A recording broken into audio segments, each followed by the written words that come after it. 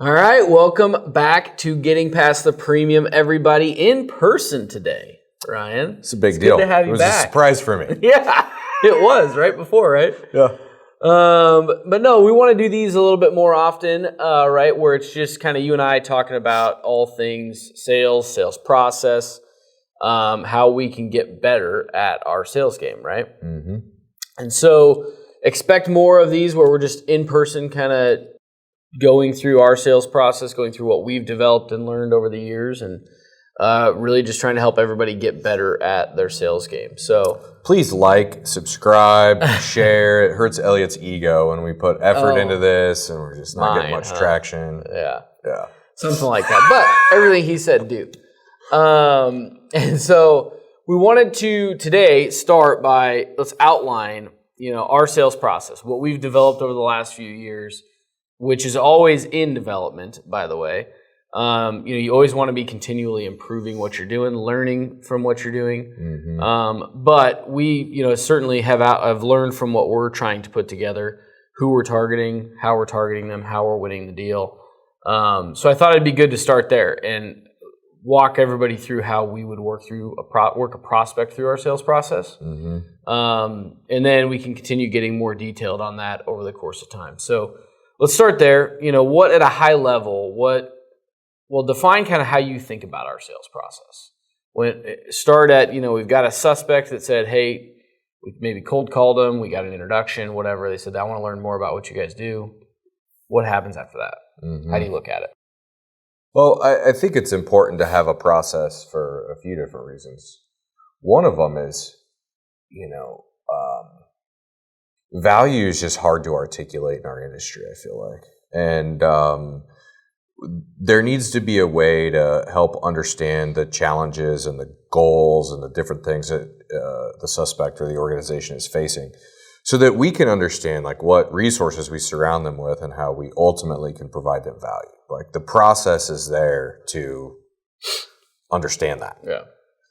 So it's very important, in my opinion, that you have a specific process that you follow that then you can iterate on over time. Yeah. Right? So how do you get better on it if you're just doing different things every time? Correct. Yep.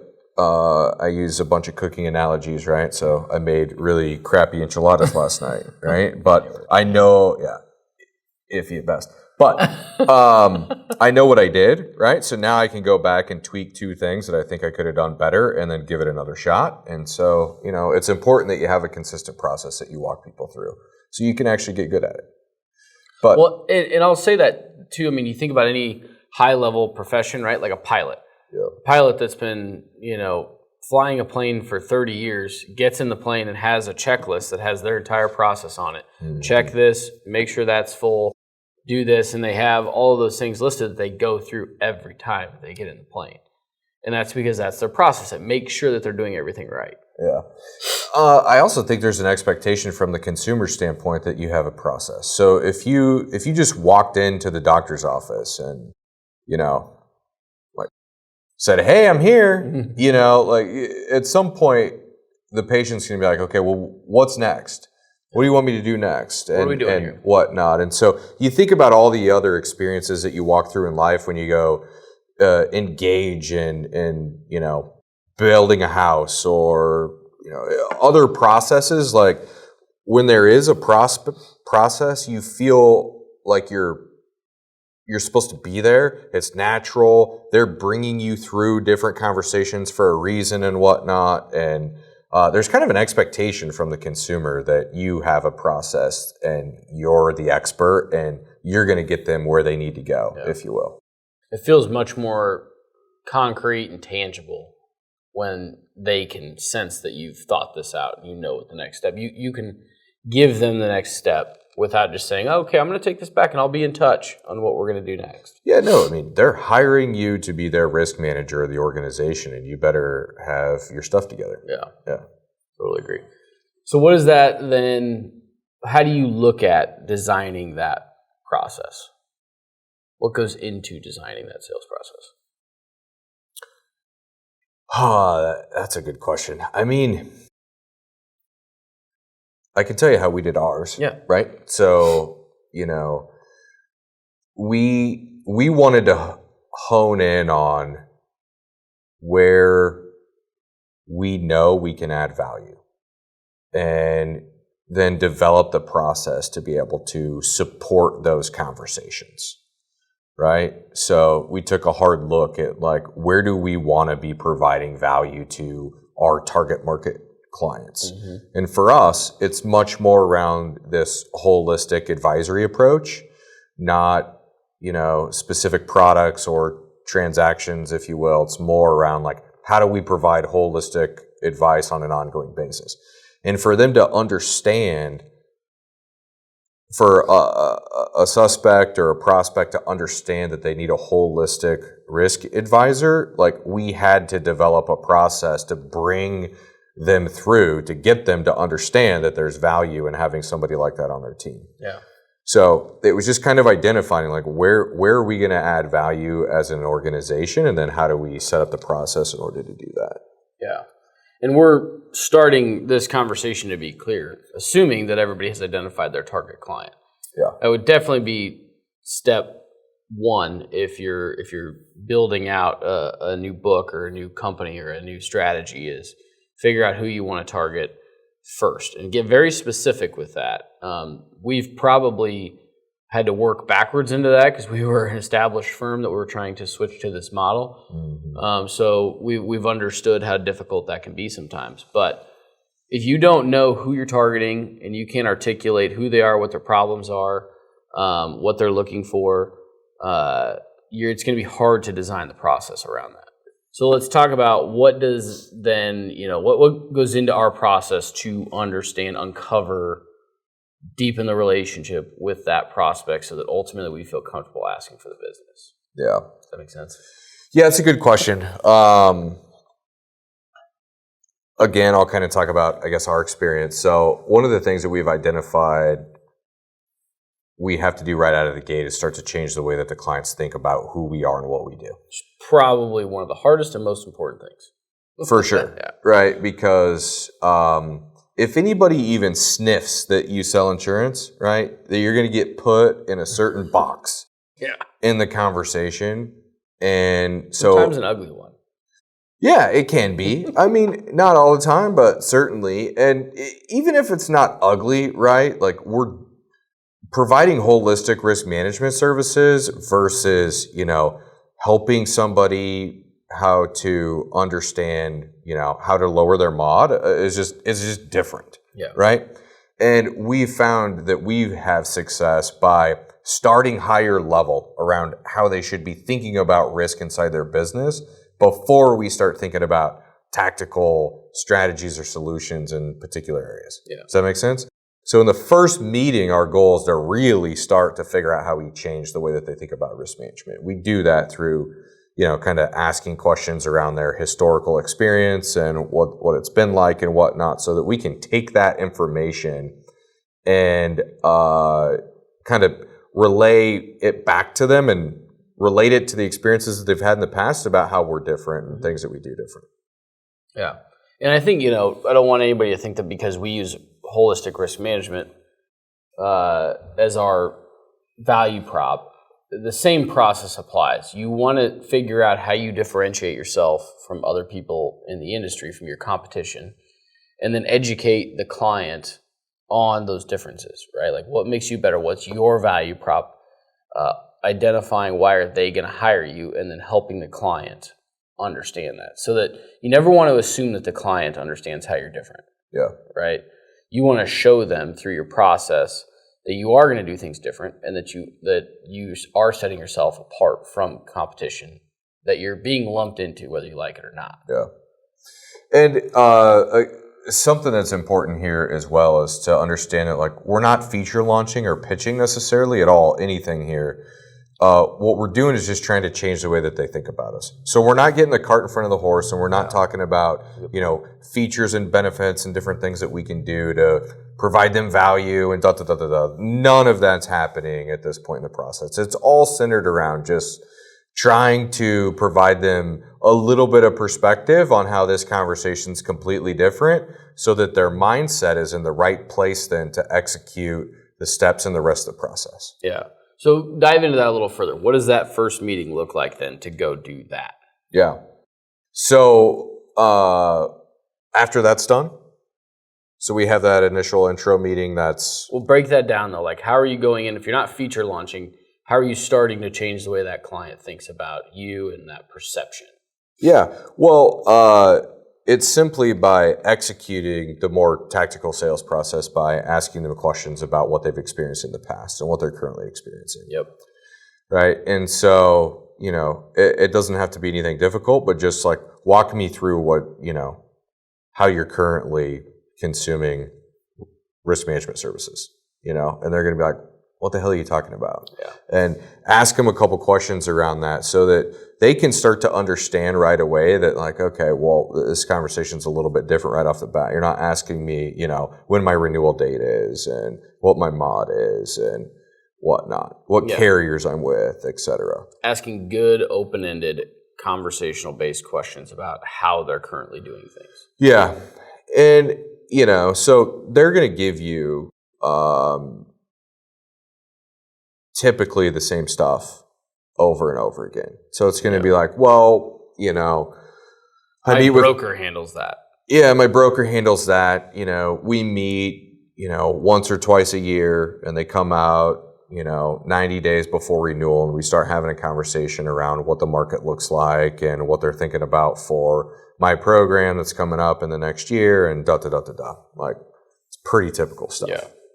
Yeah, there's a handful of responses you get to those good questions, but again, you want to know where the client's head's at before you're going to try to educate them on how things should be done, right? And that's where, again, those good open-ended questions are very valuable. Like, what is the process you use to manage risk in your company?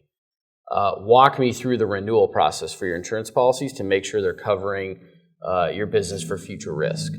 Those types of things where you're going to get the client to say like, man, nobody's really asked me that before. Like, they're going to tie that to like, why is my current broker not asking me these types of questions, right? Yeah.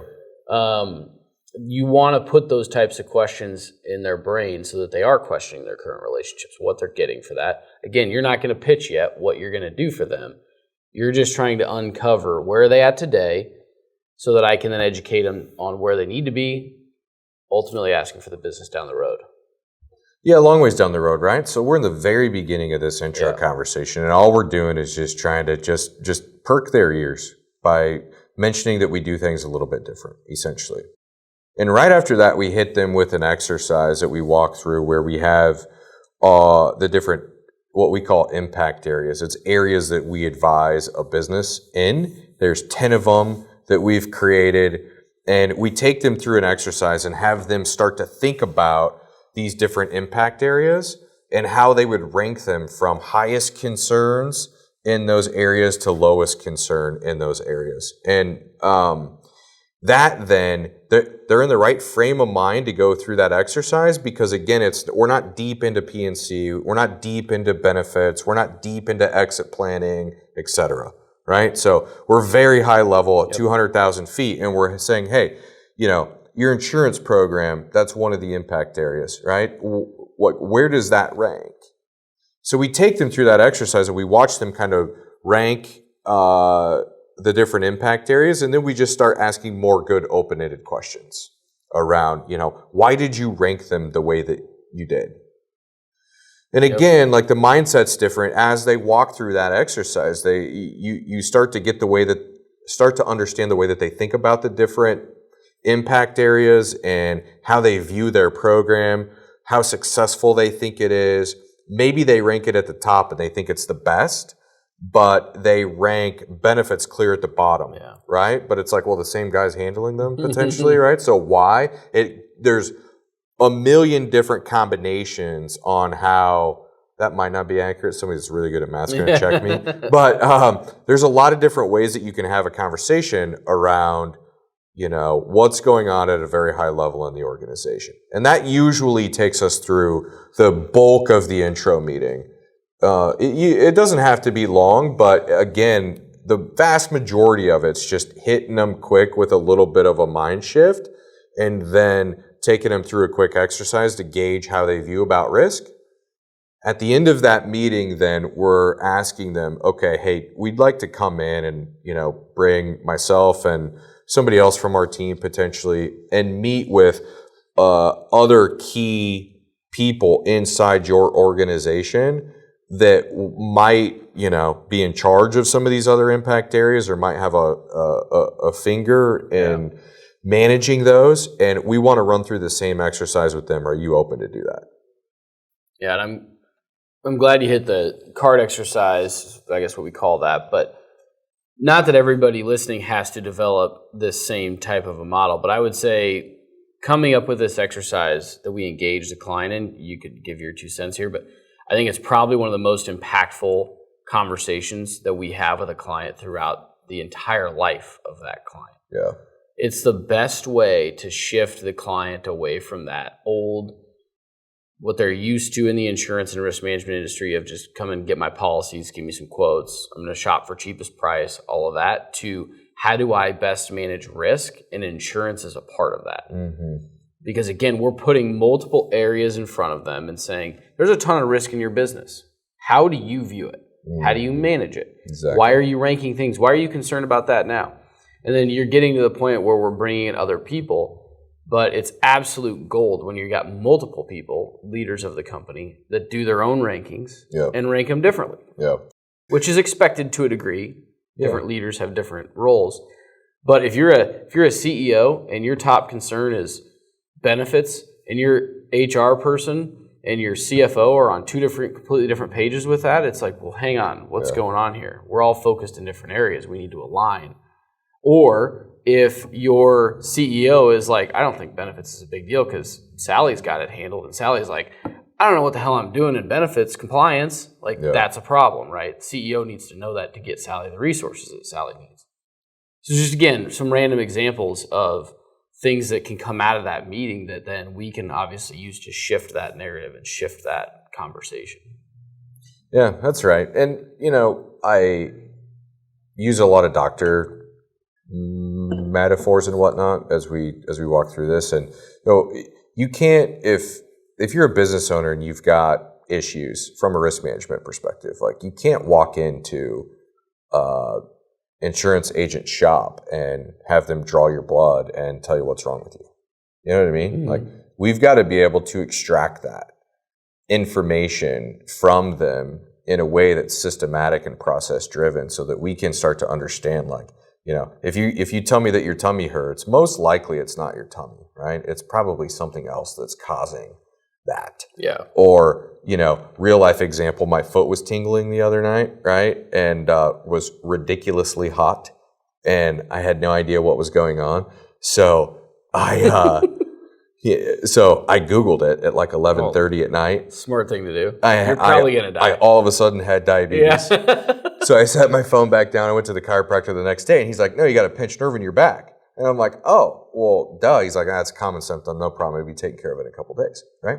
So that's what happens all the time, right? If somebody's mod's high, what else is going on inside the organization that is contributing to that? Well, it could be all sorts of stuff. Yeah. Right? It could literally be 100 different things. Joe could just be pissed off because you delivered a terrible news from a healthcare perspective and how his premiums are going up like crazy, and you're passing on a higher deductible and everything else, and he goes out and he's not focused on what he's supposed to be doing, and you have a claim, and here we go, right? All of these things are intertwined at a very deep level. So our process, and essentially what the whole thing is designed to do, is start to get to the root cause of what's going on inside their organization from a holistic perspective, and then start attacking some of these things in a more tactical approach like you would expect from more of a traditional provider, if that makes sense. Yeah. And what, if everybody's thinking, if you do just P&C insurance or whatnot, the thing I would tell you with that is try to think through how you could design some sort of a conversation or an exercise that shifts that perspective of the client. That's essentially what we've done with that card exercise, which fits our model. But there's many different things that you can come up with that help put that client in a different headspace when you enter. Again, you want them realizing that you're going to operate differently than they've been used to in the past. and that there's a reason why they should continue down this path with you. Because again, they're not going to get the same thing that they have gotten in the past, they've expected. Or that you might be, if you're in a competitive situation, that they're going to expect from other people or hear from other people. You want to set yourself up differently. Yeah. Well, different value, better value, all that. I get asked all the time from different people, like, why? I'm not going to have a conversation with a business owner about something that I cannot provide them a solution for. And I just love that one. Call bullshit, right? 100%. Like, if you're just a PNC producer, like, there is no downside for walking into a business and saying, hey, I want to learn more about how you guys are managing risk holistically. Even though, like, at the end of the day, I'm only going to help you with your PNC insurance, right? Like, if you lay those expectations out and it helps educate you on how to help that client better in that area, like, there's nothing that's going to come negatively from that standpoint. So I totally agree. I mean, an example of that is where that can come into play is, let's say you're going in and you approach it that way, you start having that conversation with the client realizes that, they need to really improve in their benefits program, right? Through whatever conversation you had with them. And you're like, I don't know benefits how to do benefits at all. But just by the client saying, wow, I need to improve my benefits program, do you think that they're in a better position today than they were yesterday without that knowledge? Mm-hmm. They're in a better position, right? Yeah. Now you might be able to say, hey client, that's not my area of expertise. Here's what I'm gonna walk through with you, but as part of our plan down the road, I'm gonna introduce you to 3 benefits folks that I think are top notch in the industry. Sure. Then you can make the decision as to who you might want to evaluate your program. And that's value right there. 100%. And in fact, I'd argue in some cases, right, that, you have a more powerful value prop if in fact you don't do everything in-house, right? Yeah. Like I've sold against it and I've sold with it. And so, you can make a case out of both, but being in that objective position to say, hey, I'm going to surround you with a team of people. I'm going to play quarterback and I'm going to identify the areas that you need help in. And then I'm going to go source the people around, you to be able to facilitate, whether it be, life and disability at the company level or health, at the company level, et cetera. Like, get the right people in the right seats around you. Like, that's in different organizations. And the business owner can hear then those other competent folks triangulate all of these conversations. And, once the business owner starts to hear other professionals align and get around the same conversation around what's best for the business owner, you make moves. Yeah. So. Well, and you're the one that brought all those together or started those conversations. It's massive value. It's almost harder if all those people are in-house. Yeah, to a degree. So. Don't let that scare you away. Well, so I think you're right. Clients sometimes like that there's some objectivity between the two, because there's we all have that, right? If you're doing everything with one shop, you're kind of like, okay, are you like doing this for me over here and then screwing me over there because I can't see everything? But if it's all objective with individual people, it's all very clear, transparent to a degree. Clients sometimes like that model better. Yeah. Not all, but you can, again, as you mentioned, you can. There's pros and cons to both, right? And you can sell using both. I think we believe in is just by having the model to go in and help the client identify areas where they have risk, have blind spots, and just doing that brings a ton of value to that client, just through the conversations you're able to have. And then you start to layer on maybe those other connections you might have or a client strategic plan or whatever around all these areas. And the PNC becomes almost just an afterthought at that point, or whatever you actually do for the client. Yeah, it certainly can. I mean, we're getting quite a bit into philosophy here, in terms of how we look at it and whatnot. But I think it's true regardless of philosophy. And that first meeting to be able to hit them with a conversation that is truly in their best interest and something that they're most likely not thinking about. I don't know what the percentage is, and I'll die on this hill, even though I don't have any data to back it up. Right? That Bold move, Cotton. the vast majority of a risk that exists across an organization or a business, right? Top to bottom. So I'm talking about all the risk. You get into operational risk and, all of it, okay? Hits a large percentage of that. 80, 90% hits the business owner square in the face, right? Like, as an insurance provider, we're only helping a business owner manage a small fraction of the risk that exists in the organization. Now, some of those might have large impacts if they were to happen and whatnot, but day to day operating a business, there is a lot that comes down the pipe. Mm-hmm. And insurance may not be top of mind. Now, and in fact, like, if you're handling the insurance, or if the business owner is buying insurance to mitigate risk inside their organization, they don't have risk there. Yeah. Like, it's like you're set up pretty well. Yeah. So we need to be having conversations around everything else. And so, like, that conversation is very unique and has been resonating with business owners in a very big way. But changing the way that they think about that in a very quick fashion in that intro meeting, and then hitting them with an exercise where they can, kind of wrestle with these 10 different impact areas. Talking about risk holistically inside a business without that is very difficult to do. It goes into a million different places. It gets very complex. So we isolate it to those 10. They arrange them. We say, hey, you know what? Like, there's other people inside your organization that these have an impact on. Can we all get together in a room and walk through the same exercise? Do you think that'd be valuable? And 8 times out of 10, they're like, yeah, it's a great idea. And we go to the next step, which I'm sure we'll talk about next time. Yeah, absolutely. Before we wrap, though, talk through that specific part of it. I think that there's differing camps on, we get to the end of that first meeting. What's your perspective on, do we lay out the entire process they're going to go through with us to get to the end and what we're going to do at the end, ask them for the business, all of that? Or do we just push them to get to the next step? And then after that next step, we're going to get to the next step. You know what I mean? What's your thoughts there and the difference? So I had a full-blown conversation about this yesterday with one of our advisors. And today, I don't know what day it is, but today, as we're filming this, I'm in the camp of just get to the next meeting.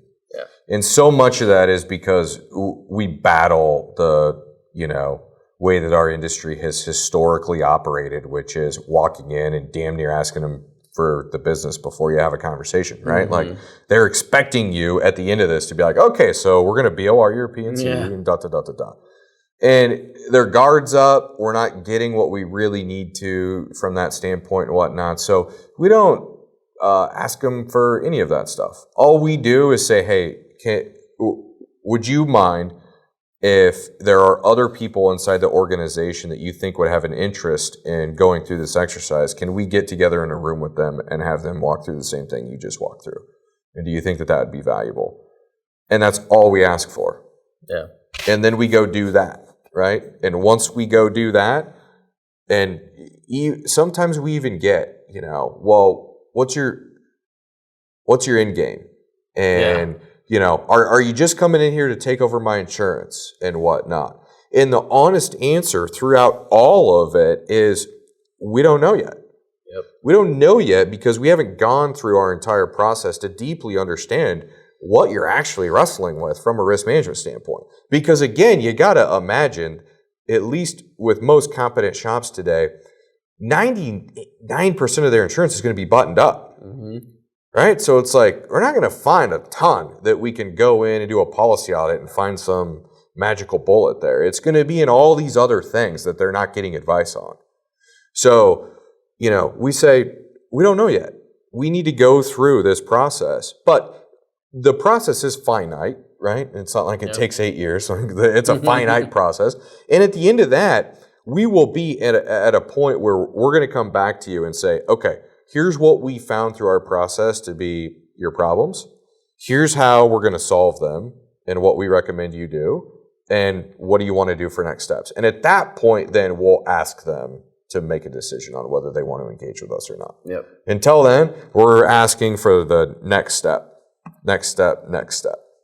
Absolutely. There's also a higher level philosophical thing here too. I battle this quite a bit. The vast majority of the businesses that you actually want as clients are the ones that are all buttoned up and that are going to tell you no every single step of the way because they have a great relationship. They've got a ton of resources. They're really good people that are surrounded by really good people. You're not going to go in and walk through an insurance risk assessment or a P&C risk assessment and walk out with their business on the other end of that if they don't have any problems. Yeah. So, right? Like, that's probably not going to happen. Well, and I love the client that you call up and you say, hey, I'd love to get an opportunity to work on your insurance. And they're like, heck yeah, come on in. Like, trust me, the next person that calls after you win that business, they're going to do the same thing. That's what I'm saying. I mean, the client that's just standing there by their phone and waiting for you to call, and they've got 18 problems for you to solve, like, they're probably still going to have 18 problems next year after you try to help them, right? So, my point to all that is those business owners, what they do respect is like providing value for the time spent going through the process. So if they understand that and you're saying, okay, like here's the next step, here's what we're going to do, this is going to be valuable conversation regardless of whether you move forward with us or not, here's why you should do it. Okay, yeah, let's go ahead and do that. Perfect, let's do that. And then through that, we're able to uncover more problems, have deeper conversations, etc. And then at the end of that, we're saying, okay, hey, listen, let's just take this next step. Are you comfortable with that? Yep, I'm comfortable with that. But are you going to ask me for my business? Nope, not yet. Okay, great. I'm comfortable doing this then, right? And step by step. That's the camp that I'm in today. Could change tomorrow. I don't know. Awesome. Well, we do want to continue down that sales process route because I think that we've gotten feedback from folks that they like when we get more tactical about what's working, what's not. And so we'll continue these more one-on-one in-person episodes. So stay tuned for more. By the way, real quick, I'll just selfishly plug Launch, right? If you're listening to these conversations and you're like impact areas and assessments and all this like process driven. Seems big.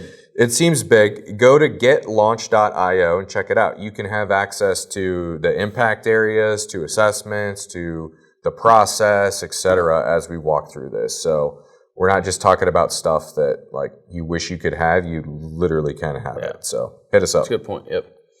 Awesome. Well, we will see everybody on the next one.